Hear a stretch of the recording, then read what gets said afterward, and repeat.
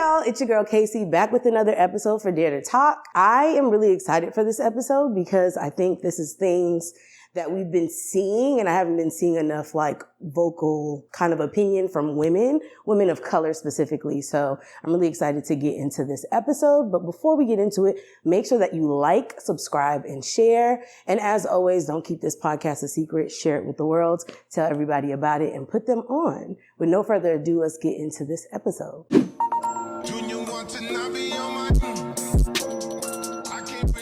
Okay, Brianna. You're finally here. I'm here. I have arrived. How are you doing? I'm doing wonderful, dog. I know that's right. You're alive and well. Alive and well, breathing and kicking. I mean, oh God, heavy on the kicking. Heavy on the kicking. I mean, if you live in America, this is the most ghettoest place on earth, it feels like. I feel like other countries look at us and like think we're a joke. I love it. I mean, I thought we always been ghetto though. People just now. High key. People just not realizing just how ghetto. I feel like if we're thinking about how America comes off, I think we're just a glorified Nissan Altima. Mm-hmm. You know what I mean? The windows is tinted. You know what I mean? You got pretty cool rims. They're not like super nice, but they're pretty cool. And so people are like, oh shit. Mm-hmm. And it's like, no, mm-mm, no. But our attitude is very much so like we're a Range Rover. Correct. And it's big body beans. Big body beans, and we're actually small. Okay, so today's episode, I wanted to kind of get into accountability. And when we're thinking about accountability, thinking about Black men, I mean, I don't know how to sugarcoat that. So the first thing I want to think about or talk about is, what do you think real accountability looks like from Black men? I think that's a good question. Mm-hmm. Having good accountability for Black men, I feel like it really just, when we talk about accountability, let's bring back accountability for what? Just accountability in general? I think accountability in general, I think specifically if we're going to dial in, thinking about how harmful they are to women. Okay, I feel like... And not all men, but yeah. I feel like it's hard for some men to take accountability because I feel like they have this masculine aura about them. Mm. But this is the thing. I feel like they pick and choose when they want to be masculine and when they want to not be. So, like, for instance, I feel like men don't take accountability when it comes to women because I feel like they feel like most of those men are God gifts to women. So why should I apologize? Why should I do these things? Yeah. And if we got to talk about men taking accountability, we got to talk about women taking accountability because women are allowing men to act and treat us this way, which is why they're doing it. If we stop giving them the pussy, if we stop cutting them off, they're going to change. Yeah. I mean, I feel like we just forgive them so much and for so much. And it's like it doesn't take too much to forgive. Correct. Like they do the smallest thing. Like, oh, he ain't never bought me lunch to work. He come to work with lunch after he done, And he never say sorry. Never say sorry. What you want to eat. It's very much like a Black mom. Yeah. Like they never really say sorry. Mm-hmm. Like as a woman, how many times has a man really apologize? Like a heartful apology. One that you didn't have to ask for. Explain why you needed it. Mm-hmm.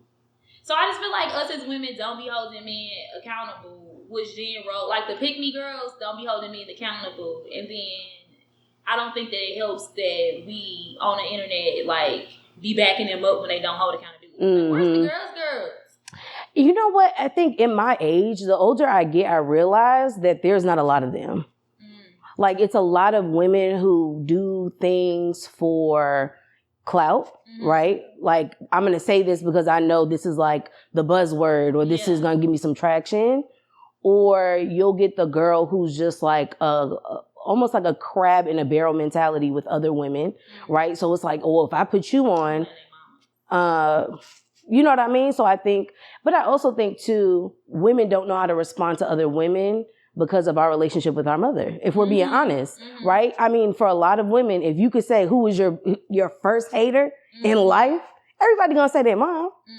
Their mom is your number one hater, but I can't fault moms almost because it's like, well, what did your mom do? Correct. You know what I mean? So it's just like, it's a pattern of hurt people hurting people. I guess when it comes to accountability, I've always wondered, what does that look like, right? We know what it looks like when you're being called out, right? By somebody who, you know, a stranger on the internet. You know, we could talk about how Tory and Diddy are crazy and wild, but it's like, who's calling you in though? Mm-hmm. Who in your circle is telling you, hey man, like, that's weird. I wouldn't, you know what I mean? Or that's assault. You can't do that. The more that I talk to I'm married obviously, and so I have friends, and my husband has male friends. And I just don't feel like most male friends have that relationship where they even call their friends out themselves because they kind of feel like that's not their place, or they're minding their business, or they don't want to be like, you know, like gossipy or messy or drama. So I just feel like even like in male friendships, how often are other males holding their male counterparts like, hey bro, you know, you shouldn't have did that. Yeah. I don't even see a lot of that happen. Like they might go home and say like, girl. Right, but they're not addressing the situation. They're not addressing the situation head on. Like I don't really know too many men that I've seen. I've never seen in person like a male holding another male accountable or a friend holding another. I haven't in either. The moment. But I feel like that's part of the issue too. Like, why don't y'all call y'all homeboys out?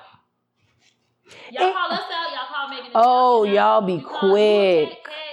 Y'all be quick to call out. But okay, so and that's something I don't understand either.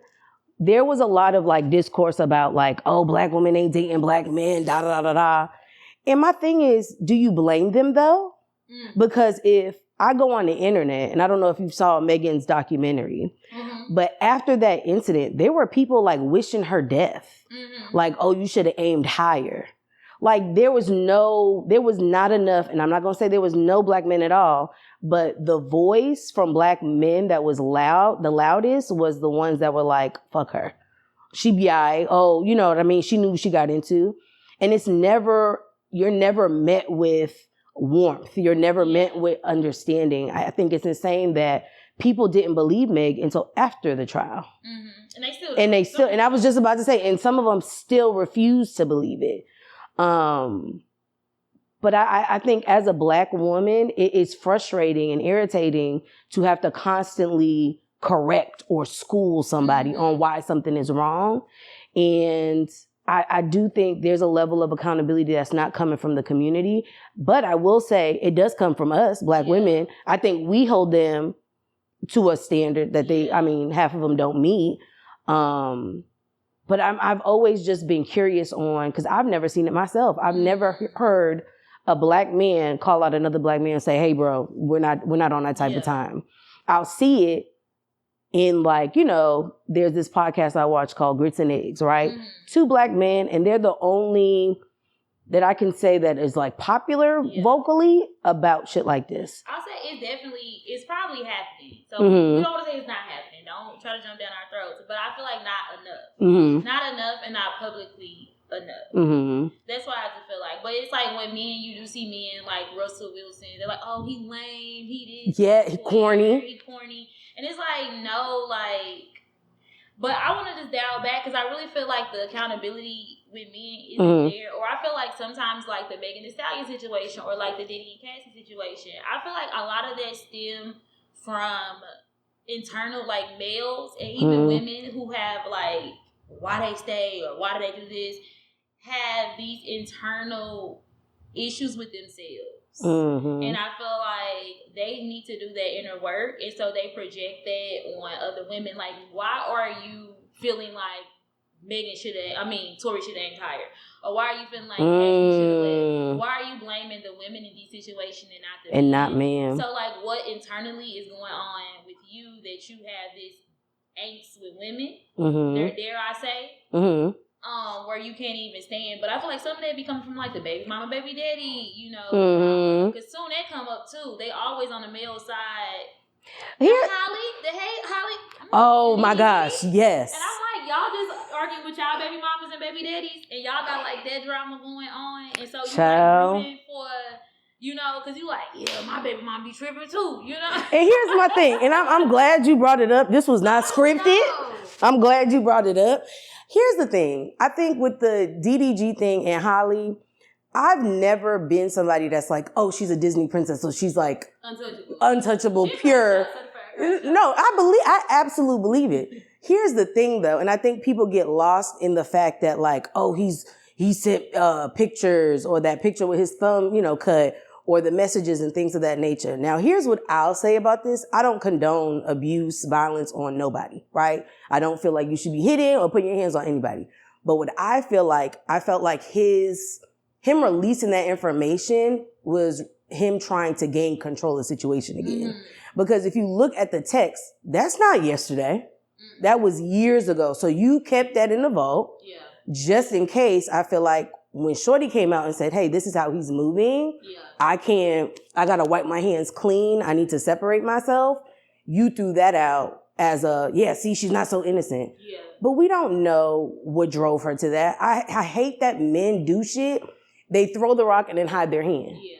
Like, no. No woman is going to crash out for no reason. I'm sorry. No woman I know in life is crashing out just to simply crash out. She's crashing out because there's been multiple opportunities and incidents where he got stupid. And I'm a firm believer in that, because there's no way. If this happened years ago, if I'm not mistaken, I believe it's like 2021, 2022, around that time, it was years ago. Why not come and open? You know what I mean? If you're truly a victim, right? Why not come up front and be like, hey, this is, how it's moving. Yeah. Why wait years down the line for her to file something on you? It's retaliative. Like, you're not... I feel that. I could feel where it's retaliative, but I also feel like both of y'all some crash outs. Like, you crashed certified. out, he crashed out, y'all crashed out. Yeah. Y'all had a baby, and hopefully he don't turn out. I know. Baby crash out. But seriously though, you do not little baby crash out. That was a joke, but it's really not just like no. It's behavior in the household. Mm-hmm. So like, y'all do need to separate yourselves so your child doesn't take this into being normal behavior around like this is how people act. Because kids learn. You got to teach them, or they learn from experience. So that was my baby crash out joke. But I do feel like both of them are crash outs. I feel like you crashed out, she crashed out. For whatever reason, she got fed up first and filed the paperwork. Mm-hmm. And I will commend her because she did not go to social media. She didn't. Y'all quick to say, why didn't you call the police? What you calling us for? Yeah, get us out the group chat. Yeah. She picked the hello police. She called. Mm-hmm. And so I feel like, we don't know what transpired from that call, but I feel like they're both just don't need to be together. Mm-hmm. And they just need to co-parent and separate. But I feel like for y'all to say, oh, DDG right or Holly's right, they're both in the wrong. Mm-hmm.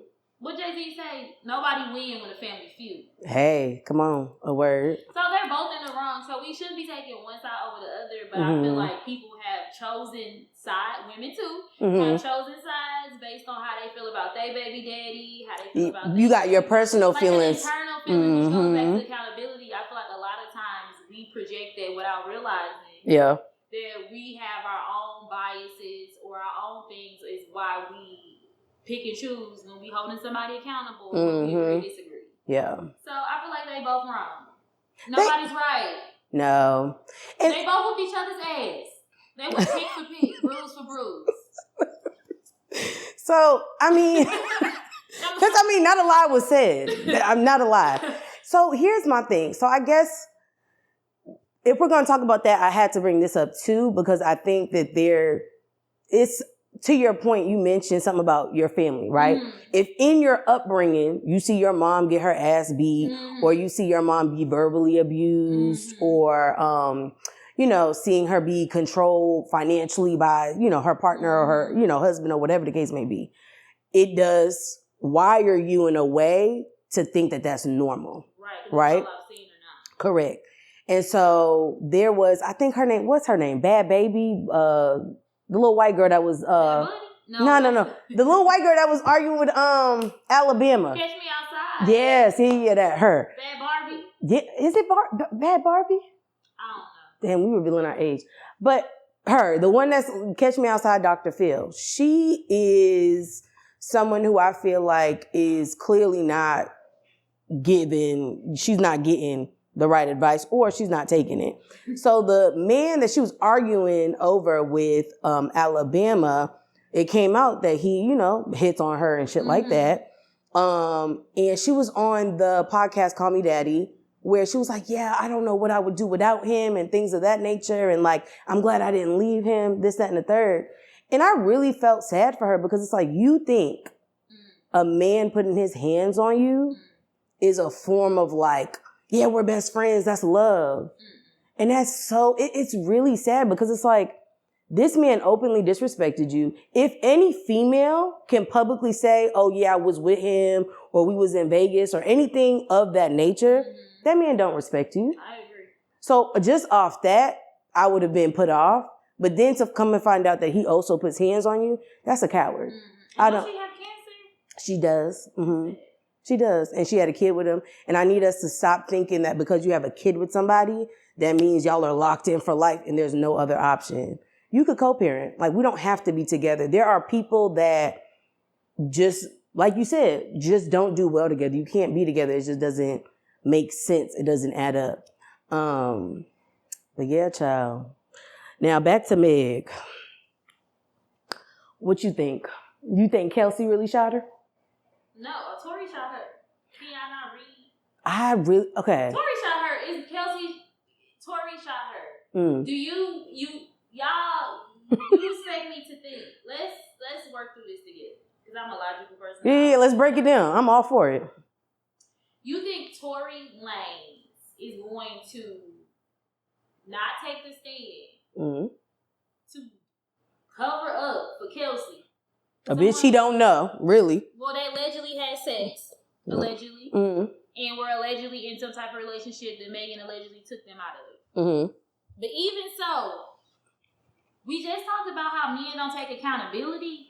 Do you think a man is not gonna take the stand and say he didn't shoot, that this is the shooter in the audience right here?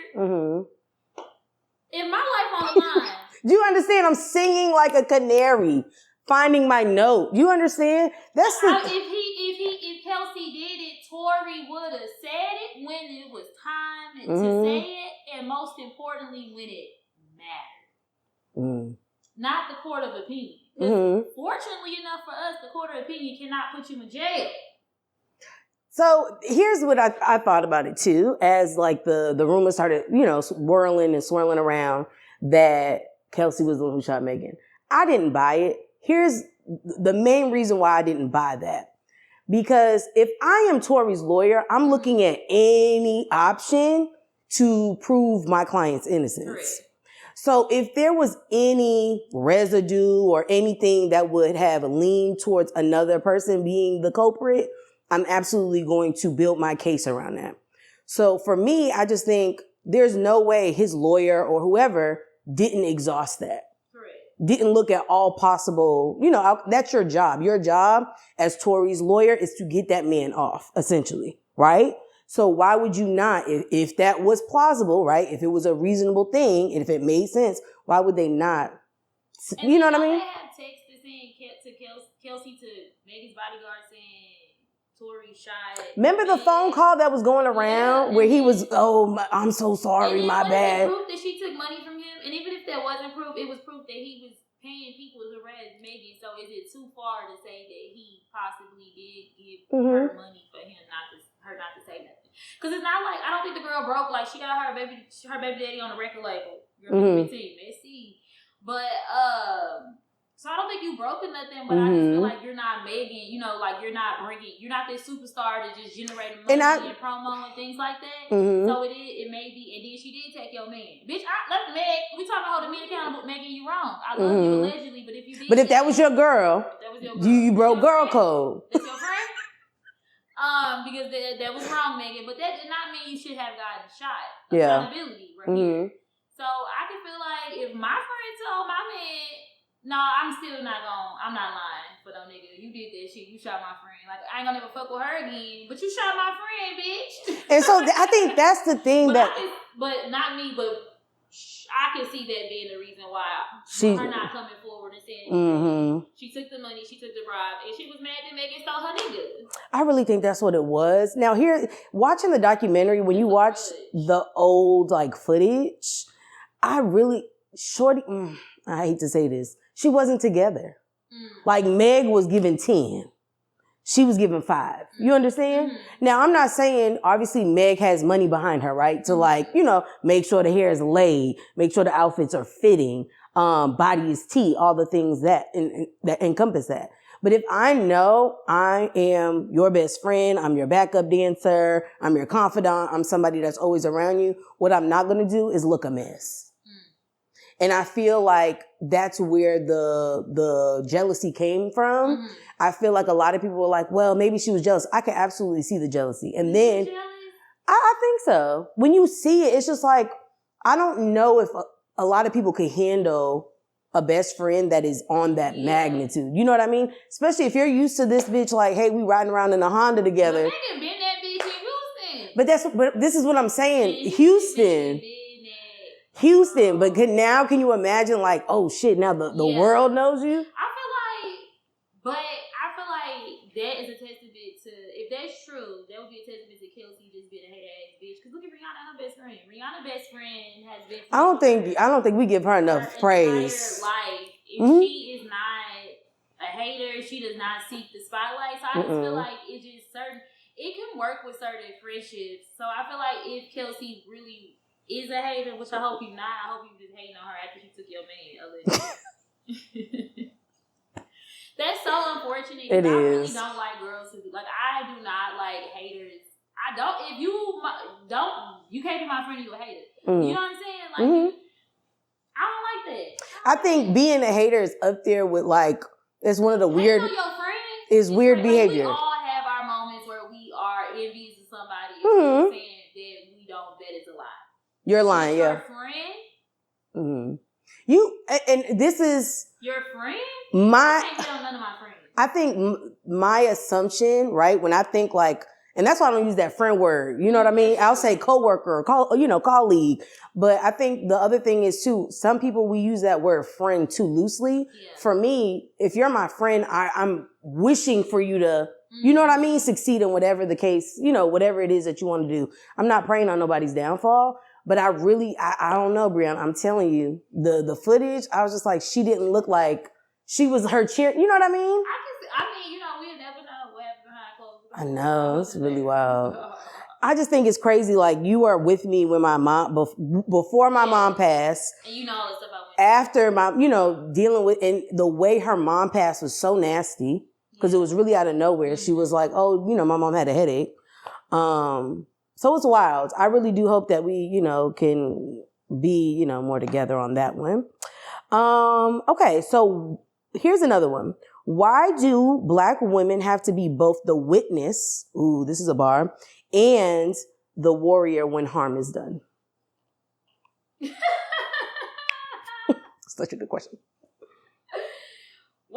That is a good question. I would love to know why we have to be the witness. And you said the warrior when harm is done. I would like to know. Because when you think about it too, and I follow a lot of self-help pages. It's like, oh, get your rest, I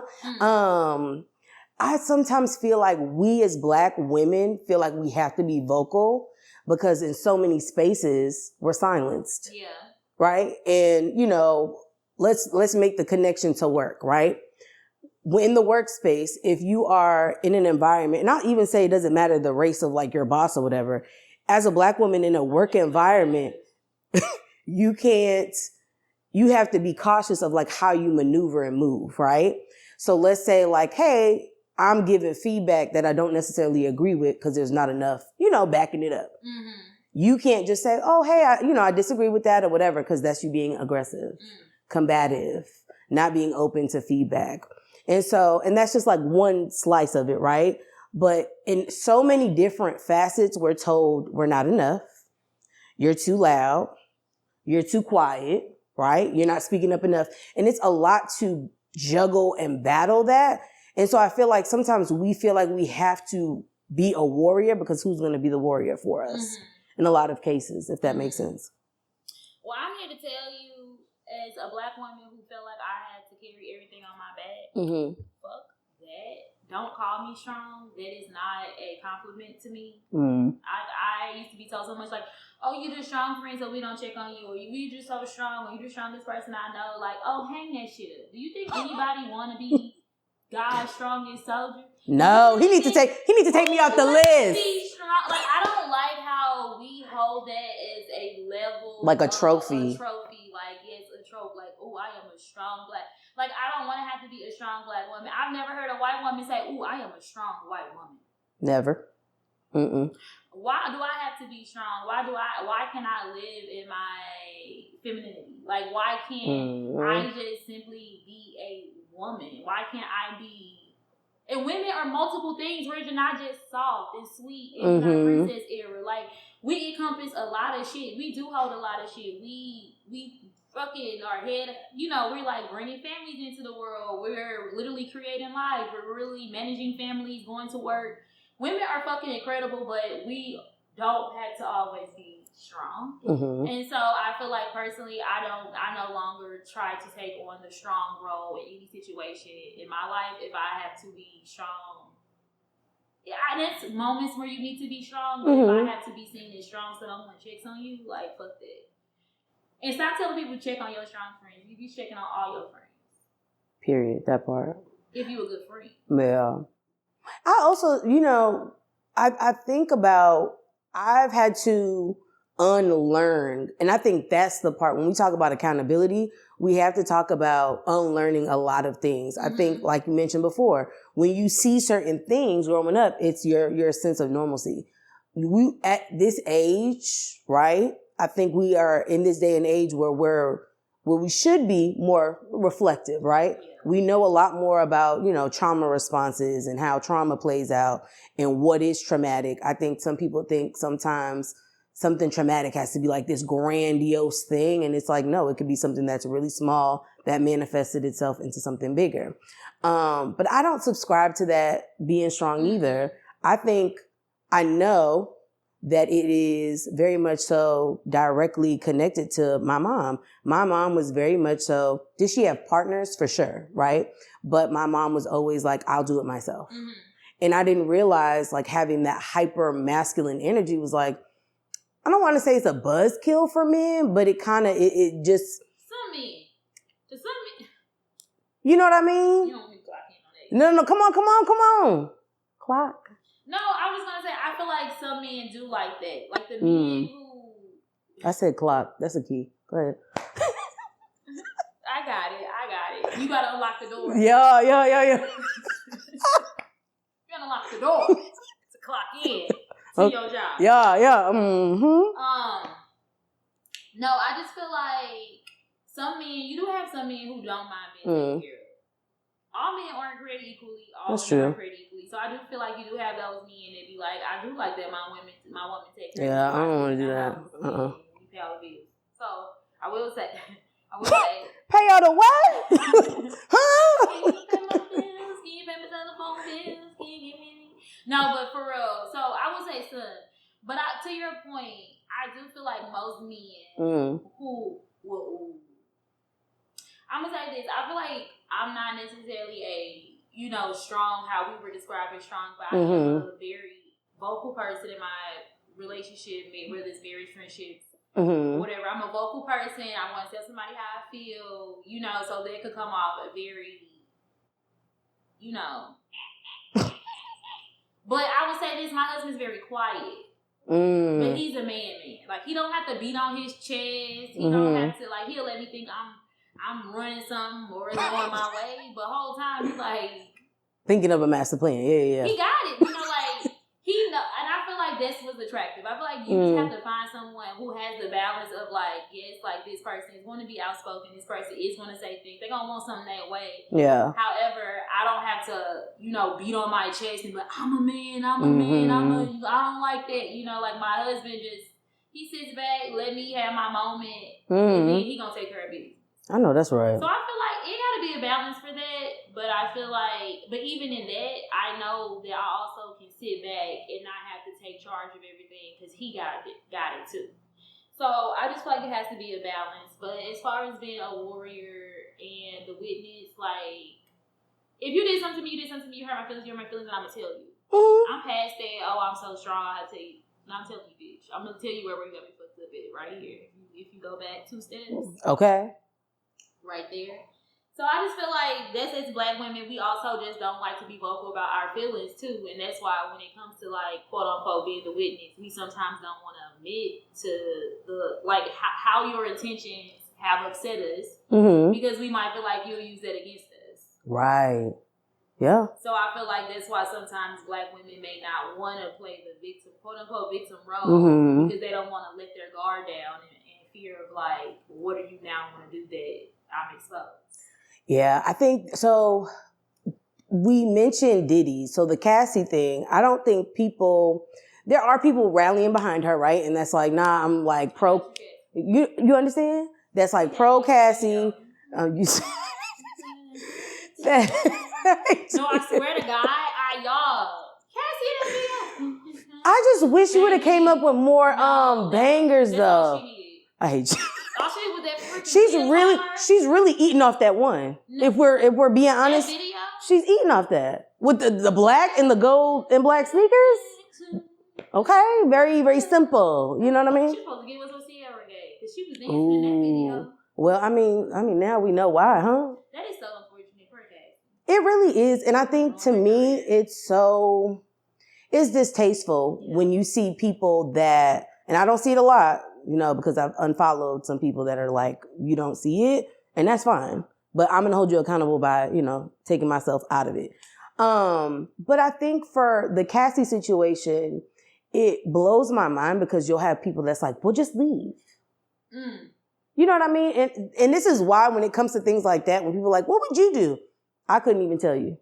Because my first initial response is, I would whoop it. You know what I mean? I would fight back and blah, blah, blah.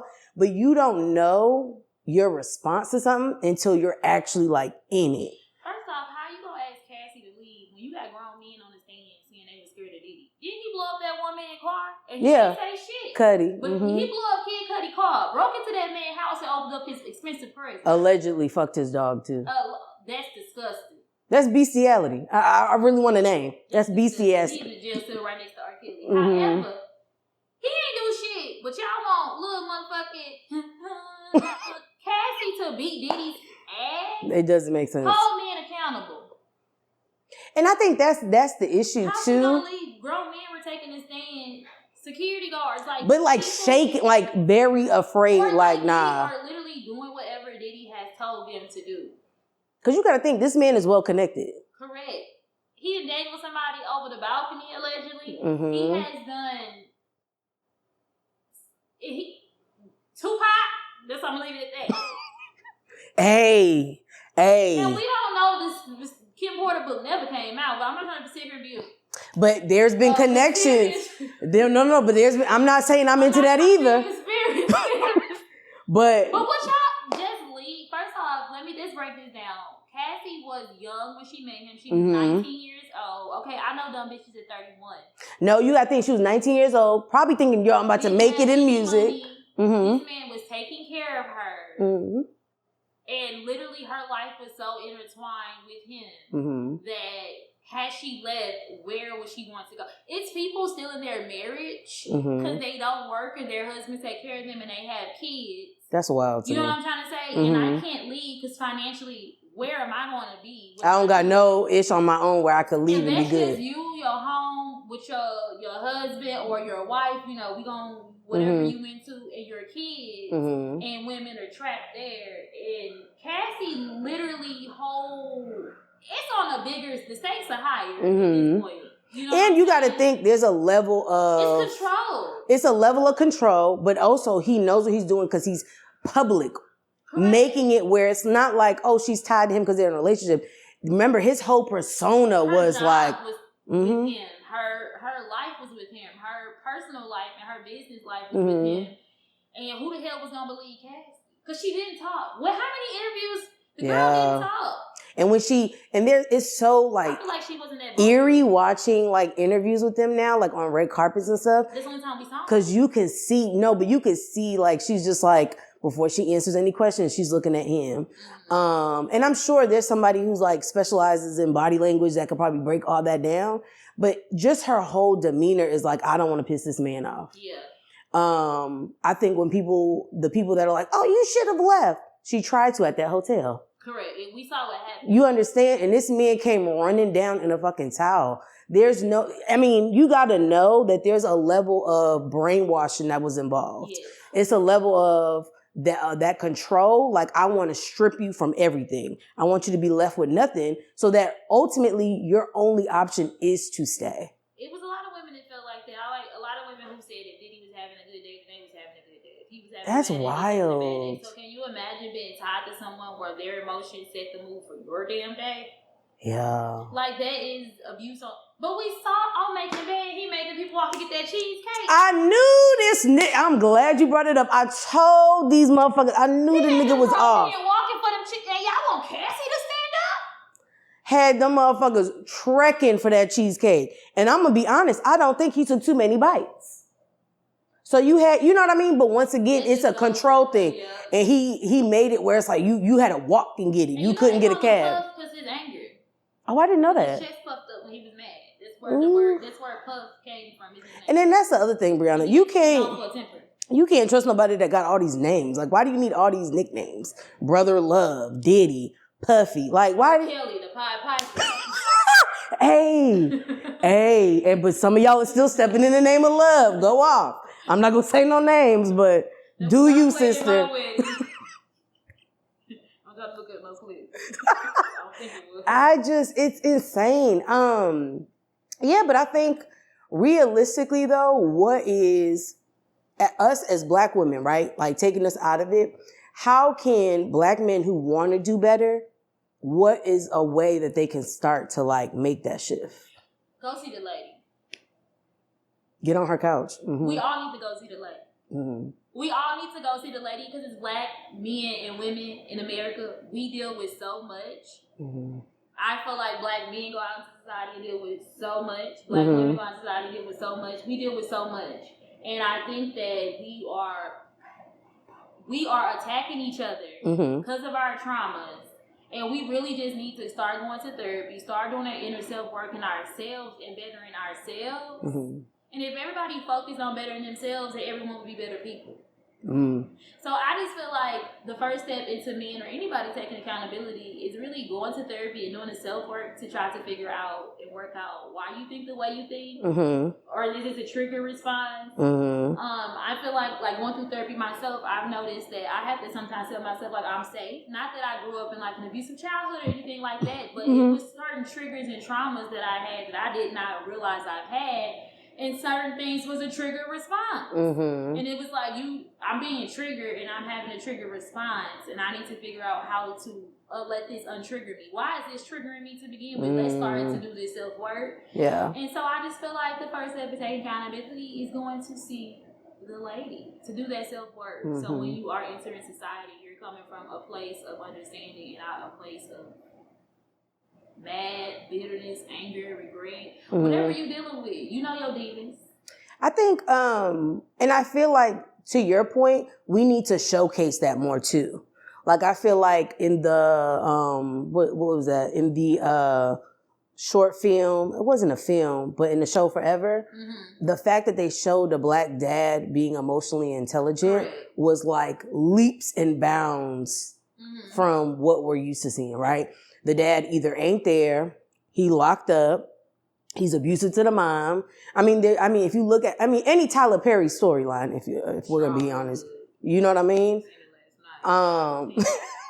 But I really think that it's a level of, yes, accountability, self-work, but I also think media, social media, and just any mediums that are reflecting Black men, Black women, it needs to be in a way that is. It's always pitting us against each other. The 50-50 dinners. Hang it the fuck up, dude. Guess what? It's weird. There's somebody who agree with that. It's people out here who go 50-50 with you on life. That would do it with a smile. It's women out here who agree to it. It's men out here who agree to it. Go date that person.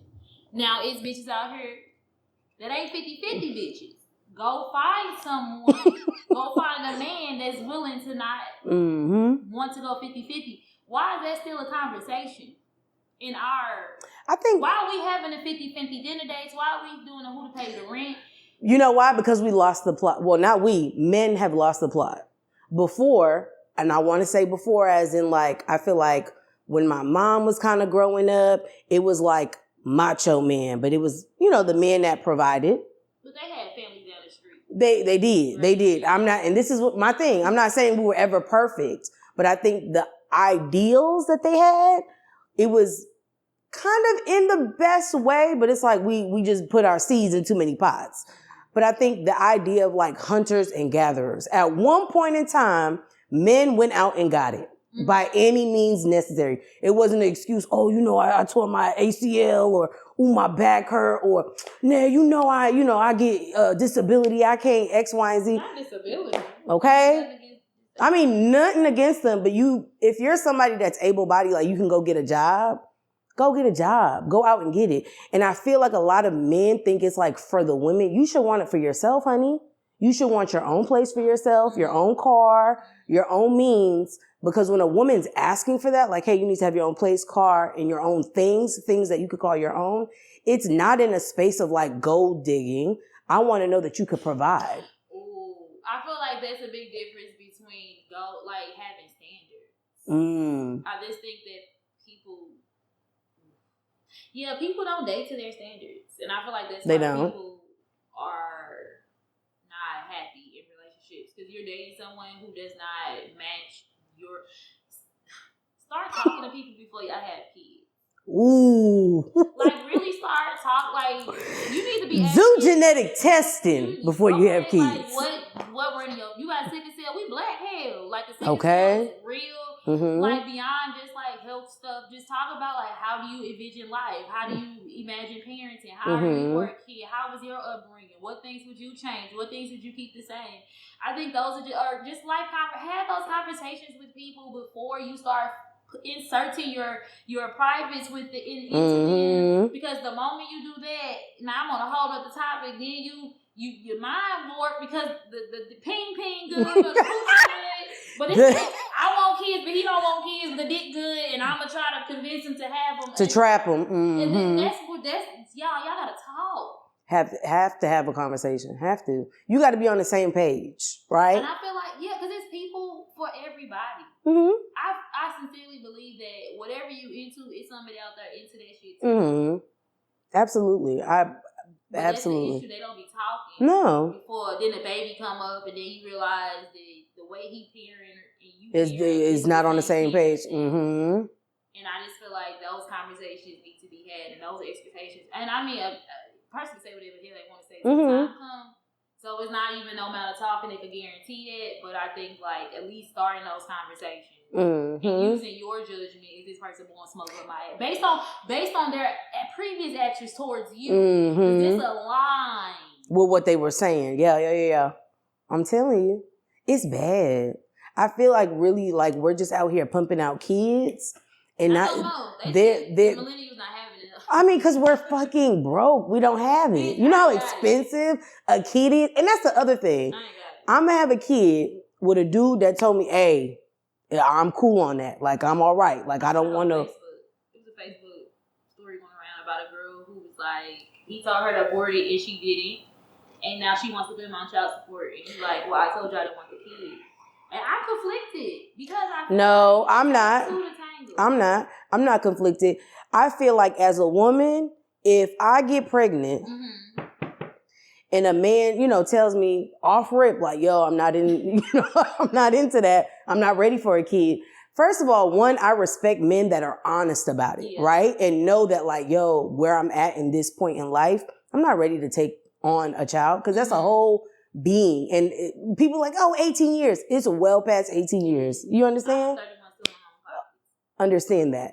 So for me, if a man is telling you that up front before you get too far along and you decide to continue the pregnancy, that you're saying yes to being a single mom. That's my argument to that.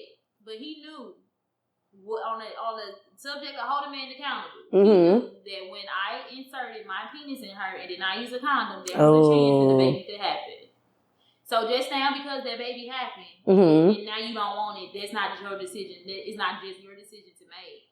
So I can see both sides. I do feel like, with that being said, I do feel like if you still proceed to carry your baby, you should not expect for the men to automatically like, okay. Change his mind. Because maybe he really serious about that shit. Like, no, like, I just know I...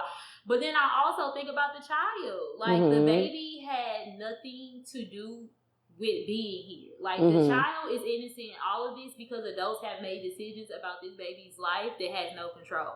My baby didn't grow up without a daddy because of the decisions adults made about me before I was even, well, the moment I was conceived. So I just feel like, on the end of holding men accountable, if you don't want no kid, I don't care how much money you got on abortion, wrap it up. I will say, because everybody not going to agree with you. Everybody's not going to go to the chop shop. That's true. I will say, to be Tyler's advocate, that I think in instances like that, right, there are people that have used condoms and have ended up, there's been, and people... Yeah, the baby need to be here, girl. God said the baby need to be here. Ooh, child. I don't know. I just feel like if I have a condom and I'm still pregnant... Define the odds, huh? I literally know people who have taken a plan B and it didn't work and the baby here, okay? We on plan C, the baby's here. Took a plan B? Yes, and still had a kid. Because at that point, if I didn't try to do whatever I needed to do and the baby's still here. God said you got to keep them. Oh, God. I know people who took the abortion pill and, well, not personally, but on Facebook, so hopefully they're not lying. And so they got kids, like it didn't work. That's insane. And sometimes, that's just divine intervention. I mean, at that point, can you imagine? That motherfucker might be the next motherfucking president, the next motherfucking mayor, the next motherfucking NBA. God's like, no, this baby got to be here. Imagine if motherfucking Barack Obama was just like, fuck it. No, exactly. Okay, some other people mama should have just said fuck it, but I'm telling you. I mean, or if you're going to have the child, right? Let's say like, you're like, no, because that's when everybody get religious. You ain't been to church in years. But all of a sudden, I don't believe in abortion. That's God frowns upon that. He also frowns upon wedlock. He also frowns upon cheating, lying, stealing. Yeah, that is like you understand? So I understand that, your perspective. But it's just like, we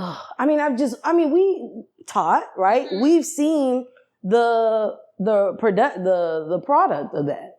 When you got two parents that wasn't supposed to be together, I done seen it too many times. And I'm just like, ooh, and I used to hate parent conferences with those parents.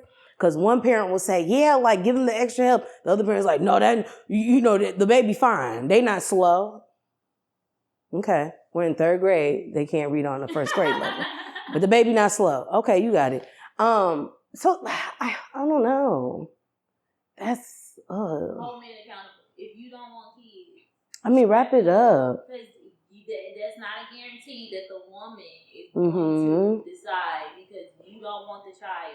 I'm not going to have the child. Yeah. Like what if this was my last chance? Okay. Like, what if I'm like, this is my last chance to have a kid. This is not the way I wanted to have it. However, I did foresee myself having a child. I'm 38. I wanted one before 40. I didn't expect it to happen this way, but it happened, so I'm gonna keep it. But yeah, so the girl's on Facebook, and he was trying to say when his kid, and it was 99. She took a paternity test, 99.9% his. Ooh, so that's yours.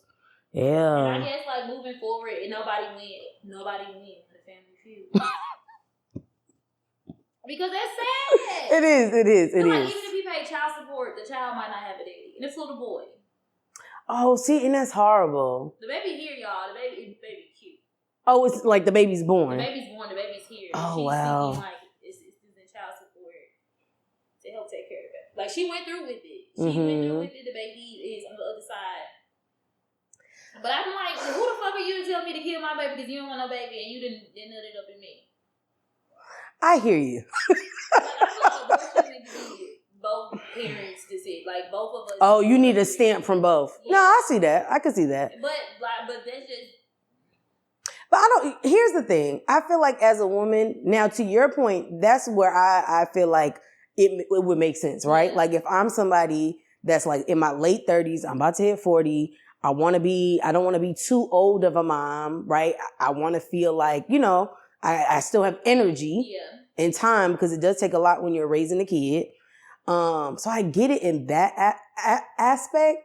But for me, I always think about that's part of our problem as a people is like we have so many homes that are broken. I agree. You know what I mean? And it's not to say, force that man to do something he don't want to do, but it's just like, if you're a man that has kids out there, right? And it's like, you know. Father's Day on 15, my birthday, by the way. If you're out there, you have kids and you're living the dream and you're oblivious, just think about the damage, especially to the young boys, the young Black boys. You're their mirror reflection, right? They are going to be what they see. And if they don't see you, that still speaks volumes, and they pull something from that. I will say shout out to single moms though, because my mom did it by herself and she did phenomenal. Sins across the board. But ideally, realistically, it would have been nice to have, two parents. And I want to say growing up, like being in a school, there was a lot of us who were like, it's just me and my mom. Or if the dad was there, it was like, well, he's a drunkard, or, you know what I mean? He wasn't like a presence. One thing that really drew my mind to like being more open is I feel like I know who my dad is. My dad was at my wedding. He walked in the aisle, but he wasn't really like a physical dad that was there all the time. He was there financially. Like he always pays child support all the time. My man never had to argue. Like he wasn't bringing him down, and he paid for my insurance like up until college. And so like I knew of him. He was around, but I've also learned on Twitter, because I refuse to call it shit eggs, that it's women who have had their fathers in their life that was active and lived with them, and their parents are married, and he didn't do anything. Like they felt like they didn't have a dad because he was there and wasn't there. And so when I learned to be like, wow, it's also people who are having two family households that feel like they don't, because they was like, yeah, my dad never took care like of physically you're there, but yeah, like they was sitting their dad like would just pay the bills and like go to work and maybe eat and go to the room, do his own shit. Yeah. Like he didn't. Their fathers were the type that was taking them to school and asking about their day and having dinner and coming to their games. Being present. He was just simply being a provider in the sense of I'm paying the bills, I'm here eating. That shit blew my mind. Because I was always so envious of people who had. But I feel like that's because you assume, right? That it's like. To find out that bitch, that might be worse. No, I'm going to be honest. Yeah, that does sound worse. Because it's like, I know it's not like I don't know who my dad is. It's not a missing. Yeah, I'm dad's right here. You don't know, but you know what you're missing. Yeah. You miss it. I know. I also feel like too,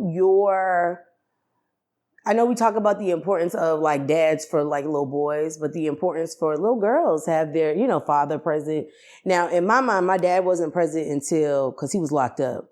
So I didn't know of my dad until I was like in my 20s. So in my mind, I knew my dad was Jamaican. Shout out St. St. Catherine's. Yeah. So big Jamaican, bitch. I'm talking about So in my mind, with that knowledge I knew, I always thought, and I know people gonna laugh, I always thought my dad was Sean Paul. I was like, we're both, light, I was like, he's Jamaican. Don't know where that man's from. That man could be from anywhere. I don't know what do you call it? Parish he's from. But I really thought. Catherine Parish. Yeah. Yeah, but no, I never thought of like having two parents, but one is just like a filler. Like I didn't know, right? And then but then I think about like people who say you could be married to be a single mom. Like I just think about so many aspects. And I'm gonna be honest, at that point, hang it up flat screen. But but it goes back to like maybe they control me. Like maybe I can't afford to leave because I need this support from my spouse. And if I leave, and a kid is expensive. I'm not gonna play about it. Like that goes back to that, like people stay in a situation because they don't see a way out. True. That's so true. That's insane. Like if I was a mother and I felt like my kids felt like that their father was present but wasn't present, I would feel so bad. Like I wanted their mothers to know that, because they might feel like I did it right because your daddy lives with you and that was enough. Yeah. That shit don't be enough. It don't. Let me tell y'all daddies something. Kids don't care about what you buy them. They're never going to remember what you really bought them. I can remember maybe a few of, like, of course, big items my dad purchased for me. But I'd rather have had that time. Come on. Like, time is money. Whatever I want. I I was spoiled, like whatever. Like on Easter, I got a damn bike. Most kids got an Easter basket. My daddy pulled up in a bike. It's like, here's your bike. I got me one of them little razor scooters. I had a ooh, them things used to take the hell out of my ankle, huh? I had a pogo stick. I had so much shit. I had whatever I wanted. But I feel like my mom gave me what I wanted because my dad wasn't around, and my dad gave me whatever I wanted because he wasn't around. But I feel like at the end of the day, I would have just wanted the time and attention from him. That's real. Over the gifts. Because like you said, the gifts didn't stick with you. Right. Like, yeah, okay, yeah, I got a razor or I got a bike. You gonna remember like the scooter that was Y2K shit, like 98. You gonna remember like them scooters, bring them back. Y'all want them motor scooters? Y'all kick push? Kick push. They don't know nothing about it. They don't skate. They don't get on no scooter. Y'all don't be outside enough for No, they don't play tag. The millennials still outside. We still say we outside. We be at the spot outside. Outside. I'm never going in. Kids don't go outside no more. They don't. But that, I feel like they don't fall off bikes no more. But you know what that goes to? I feel like kids now are coddled. Everybody like, oh, you get a trophy even though you didn't win.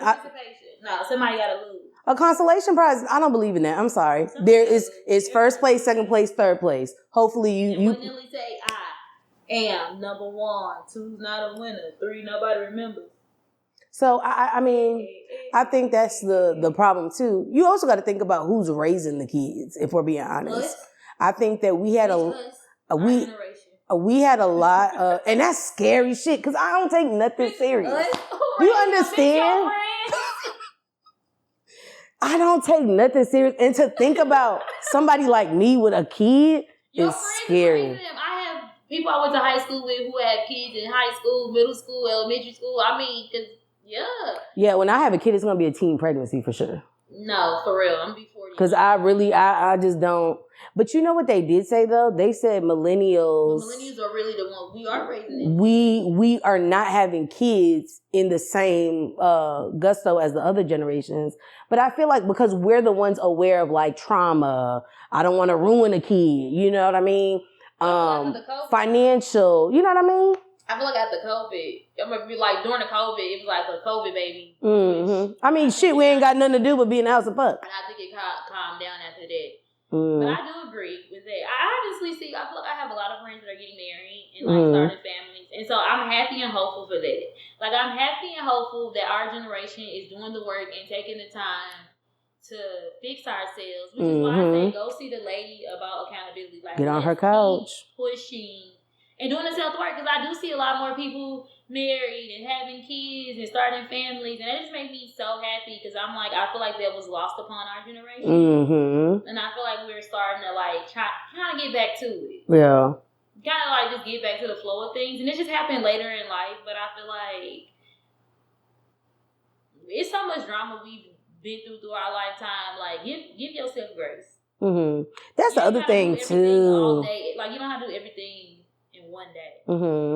Give yourself grace. Because life is uncertain. Uncertainty's happening, you're going to make a plan, and God going to be like, watch this. You know, so they say if you want to hear God laugh, make a plan.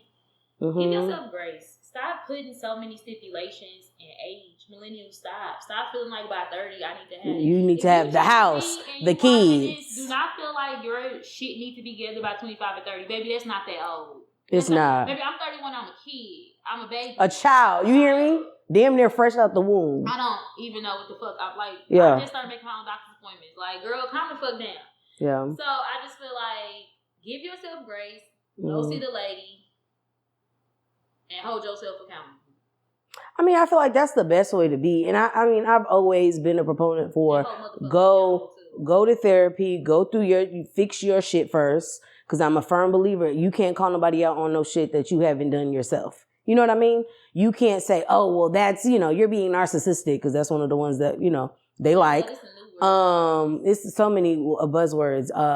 But you can't call out somebody else's shit if you haven't dealt with your own. Agreed. And I say this to say, like, I've done, and there's no end point. Because somebody has asked me before, like, okay, when do you stop? You don't ever stop, realistically. If I'm being honest, life is a hamster wheel. You get on it every day and you just move. You got to go, right? And I think there are, in life, there's ebbs and flows, right? prime example, I think, when we talk about depression, right? I love when I see posts that's like depression could look like this, and it's somebody twerking in the middle of grooves of the spot and having a good time. We have this perceived notion that sadness or depression and things of that nature looks one way. It doesn't. You could be a functional depressed person, but in your mind, it's like, well, because I'm functioning, I'm moving, I'm not glued to the bed, I'm not on the couch, like I'm out here moving and shaking. Look, that's enough. You have to work through that. And like Bree said, there are things that you might not even know are a trauma response. Like the way you respond, your different triggers and things of that nature. It's important to know that. One, for yourself, right? But then whoever you end up with, you got to be able to articulate, hey, you know what? That's a pet peeve or that's a trigger of mine. Can we, keep it cute? But you can't do that if you don't do the work and you don't know. You know what I mean? And it's not enough to be like, oh, well, I read self-help books. That's only going to do about like 20% of what, yeah. Like that's only 20% of it. You have to lock in and you have to do the work. And I'm telling you, it's nasty because you start revealing things and finding out things about yourself. And it's not always, peachy and hunky dory. So I will say when you do get on that lady's couch, which you should, be prepared for what happens after, right? Because it's not just a one session thing. You got to keep up with it. I'm trying to convince the other two people on a No Clearance podcast. I'm like, y'all need to get on some lady's couch. Yeah, and it's not to say that they're not. Men, yeah. You know what? This is Black June is Black male mental health month or male mental health month. I'm talking about the Black male. Please, it is not weak to go to therapy. It is not weak to talk to somebody. And I understand that you might not want to talk to your homeboy. You might not want to talk to someone close to you to know your business. Go see a therapist. I even say a step further. Go find a Black male therapist where they can identify with you. They can talk through things with you.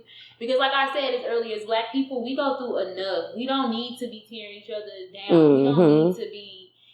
We need to be uplifting each other at this time in life. What's going on in the world? Like this is not a time to be dividing amongst us. We need to be together. We need to be united, and y'all need to see the lady. It's not weakness. I think so much growth comes from the other side, and it's just such a valuable experience when you do the work for yourself. And I think ultimately that's the goal. You should never do anything for somebody else, because when you do it for somebody else, the intentions are not pure, and it won't last. It's like instant gratification. And then goes to your point of like having so much tied to one person, you're giving that person way too much control over you. Way too much. If you take anything away from this session, please take this. If you are being harmed or if men are not taking no, start putting them down like the dogs they are. Yeah. It's a lot of men don't respond to words. They respond to action. If we putting these niggas out more, promise you, slashed in half. Not saying it's not going to happen. And I know somebody going to get on here and say, oh, Khadijah, well, you could go file a police report and da-da-da-da-da. There have been multiple women who have done police reports, restraining orders, and things of that nature. The professionals, the police, the people who are doing and typing up these restraining orders say half the time these restraining orders don't work. And it's a formality. Like you do it. Or it's too late. But if somebody not right in the head, go ahead and put them out. I promise you. Because if all women, and I speak for women because that's what I identify as, if we all were on one accord with these motherfuckers that didn't take, I told you no, you still going? Keep it cute. Okay, now I'm pulling out the mouse tool. Promise you, problems are slashed in half. I'm just saying. Too often, we as women accept things, right? And we don't have a reaction.